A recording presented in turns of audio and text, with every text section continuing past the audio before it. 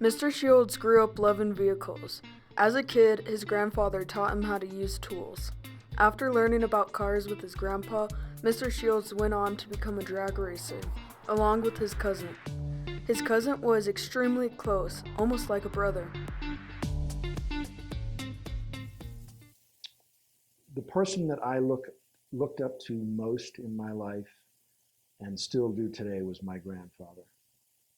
He was just a wonderful man, taught me many, many things about using my hands and tools and my mind and being a good person.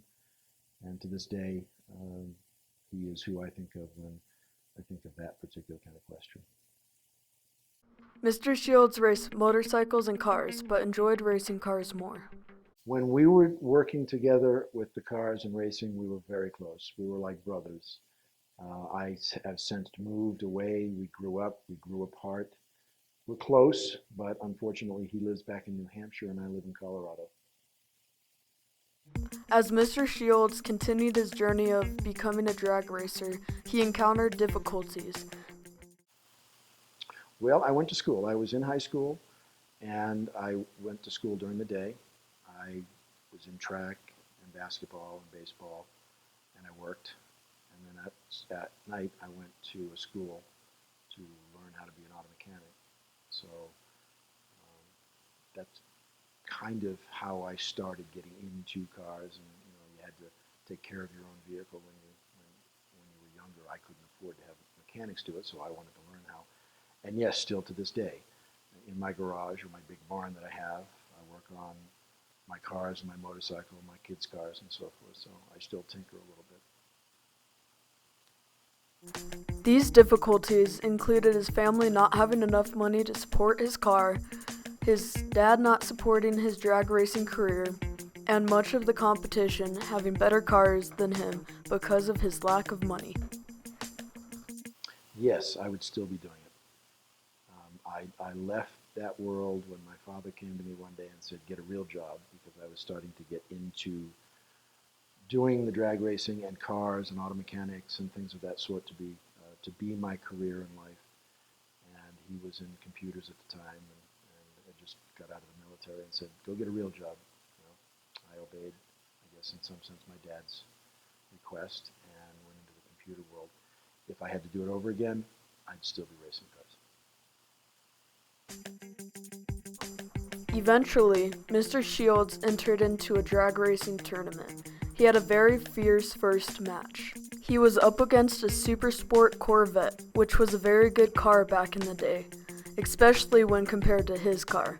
This was a big deal. Well, keep in mind, I'm not a youngster. The cars that I used to race and deal with were the 1960s versions of the muscle cars. You guys have probably heard of that, the Mustangs, the Chargers, the Challengers, the Camaros, and so forth.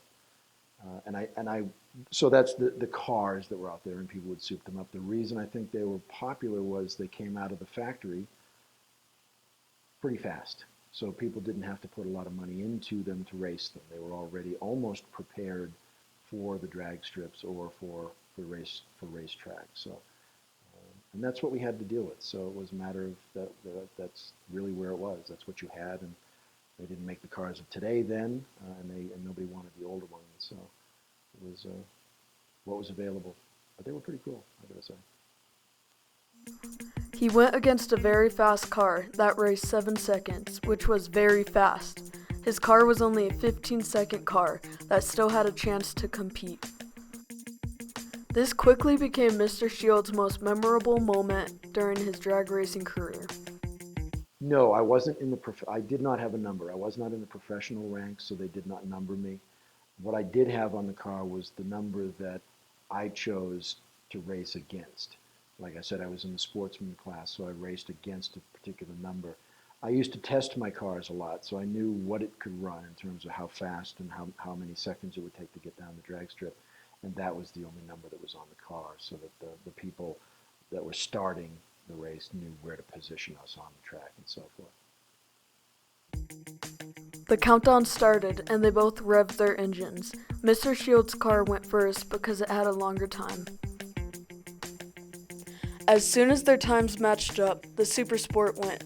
As Mr. Shields was ready to go, he heard the Super Sport over rev. As he sped through his time, the Super Sport fell behind, and Mr. Shields won.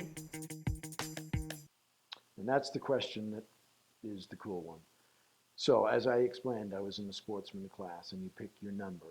Mine on this particular day, I was picking 1550, and I remember it specifically and succinctly as if it was yesterday. And I was in my Mustang at the time, and a Super Sport Corvette, I believe it was a 1967 or 68, which may or may not mean anything to you, but that was a really high-end car. And he pulled up next to me, and on his car, he had 7, meaning he was professional. He had 7 on his car. That means he was fast. And we got up to the line, and the way they start is that I start a little bit first, and then he starts after me, and that kind of calculates that we should get to the line at the same time. And then whoever wins based on matching or not going over that particular time frame. When we start out, I shifted into second gear, and I heard his motor over rev. And I don't know if that makes sense to you, but if you drive a standard and you don't shift correctly, the motor just revs and you don't go anywhere. Well, I kept on going, and because he missed his shift, he wasn't going forward anymore, and I beat him.